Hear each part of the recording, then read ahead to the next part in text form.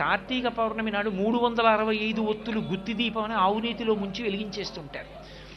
10 రోజులో 15 రోజులో ఇది తెలియకముందు ఇంతకుముందు ఎప్పుడైనా వదిలేసిన రోజులు ఎన్నున్నాయో, ఒక ఏడాదంతా నేను దీపం పెట్టకుండానే ఇల్లు వదిలేసినా ఎంత పాపం వస్తుందో అదంతా పోవుగాక 365 ఒత్తులు వెలిగించి వచ్చేస్తారు. అది ఎవరు వెలిగించుకోవాలి? ఇంటి యజమాని వెలిగించాలి. ఇంటి యజమాని దీపం పెట్టవలసిన వాడు. మా ఆవిడ వెలిగిస్తుంది నేను టీవీ చూస్తాననకూడదు. యజమాని పంచె కట్టుకుని వెళ్ళి దేవాలయంలో దీపం పెట్టాలి. యజమాని ఇంట్లో దీపం పెట్టి సమస్త భూతములకు ఉపకారం చెప్పాలి.